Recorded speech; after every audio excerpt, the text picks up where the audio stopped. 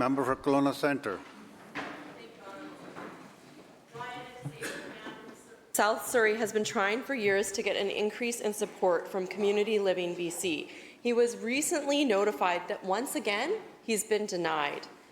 Meanwhile, the top 5 executives of CLBC account for more than $1.4 million in compensation, not including car allowances. To the Minister of Social Development and Poverty Reduction, how can this be justified when Ryan gets denied over and over again, while CLBC executives get overpaid and they underdeliver?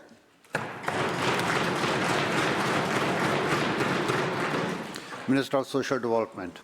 Thank you, Mr. Speaker. The work that was directed by self-advocates and adults with developmental disabilities to create a Crown Corporation called Community Living BC at the time of deinstitutionalization has been an important movement in British Columbia, and I'm grateful that after we amended the legislation last year that we continue to have board members on CLBC that direct the operations. We have families and people with lived experience part of the governance structure. We have this year created a budget lift for CLBC just for some of the issues that the member cites. One of the good news things is that adults with developmental disabilities live much longer living in community, but the caseload pressure that is felt by almost every social service across Canada is certainly felt in the CLBC community.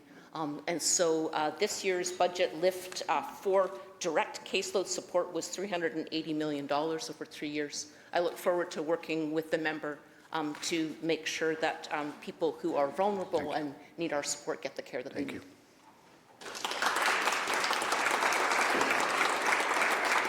Member has supplemental.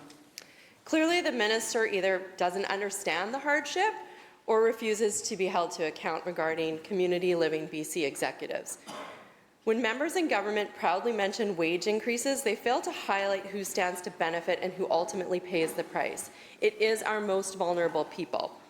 Again, to the minister, why are 29% raises more important than CLBC clients?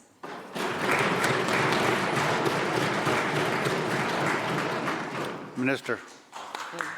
Thank you, Mr. Speaker.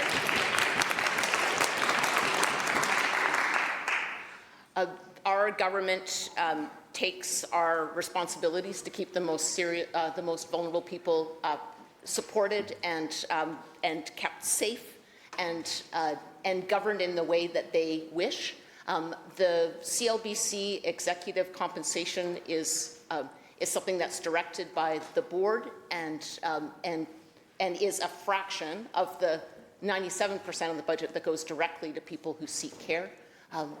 While I have the opportunity, I'll give a particular thanks to the 4,000 British Columbians who have opened their homes to adults with developmental disabilities that provide home share services, and that we've been continuing to increase their support, and will do more.